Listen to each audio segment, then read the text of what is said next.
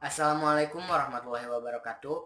Perkenalkan, nama saya Muhammad Taufik Nuryadin dari kelas 11 MIPA 2. Di masa pandemi COVID-19 atau Coronavirus Disease 2019 ini, banyak aktivitas yang dilakukan tidak seperti biasanya, termasuk bersekolah.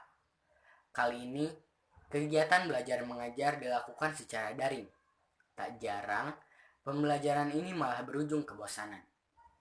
Maka dari itu, saya akan memberikan tips belajar efektif selama pandemi supaya pelajaran yang disampaikan oleh guru kita dapat dipahami, walaupun belajar di rumah selama pandemi ini berbeda dan tidak seefektif belajar di sekolah seperti biasanya. Berikut tips supaya belajar tetap efektif selama sekolah di rumah aja dalam situasi pandemi COVID-19. Pertama, menetapkan jam tidur dan bangun yang teratur. Banyak anggapan bahwa pada saat sekolah daring ini cenderung untuk bebas melakukan suatu hal, termasuk dalam penggunaan waktu, sehingga ada saja siswa yang terlambat mengikuti pembelajaran. Tidur yang cukup itu sangat penting supaya badan kita akan segar dan siap mengikuti pembelajaran di pagi hari. Kedua, merapikan tempat belajar. Minat belajar kita akan menurun ketika lingkungan di sekitar kita itu tidak layak dan tidak nyaman untuk digunakan sebagai fasilitas belajar.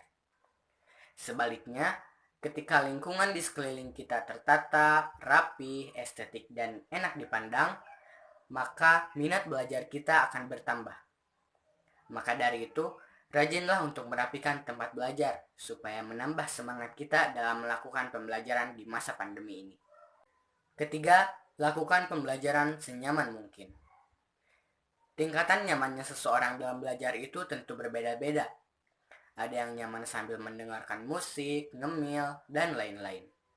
Cobalah ketahui dahulu cara belajar yang nyaman versi dirimu. Ketika seseorang belajar dengan situasi yang nyaman, maka apa yang dipelajari juga akan mudah diserap. Keempat, jangan menunda pekerjaan.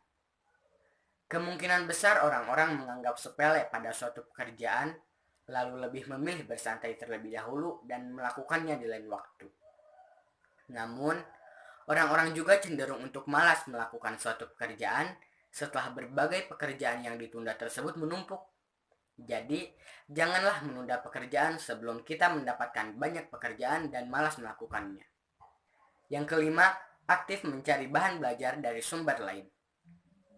Terkadang materi yang diberi oleh guru itu tidak cukup untuk kita langsung memahaminya.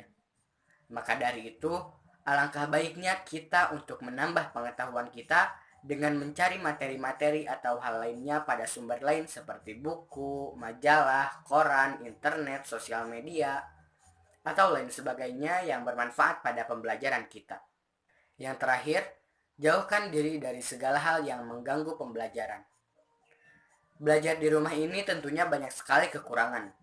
Contohnya gangguan internet, gangguan dari orang-orang di sekeliling kita, ataupun lingkungan yang membuat kita kurang nyaman dan dalam melaksanakan pembelajaran.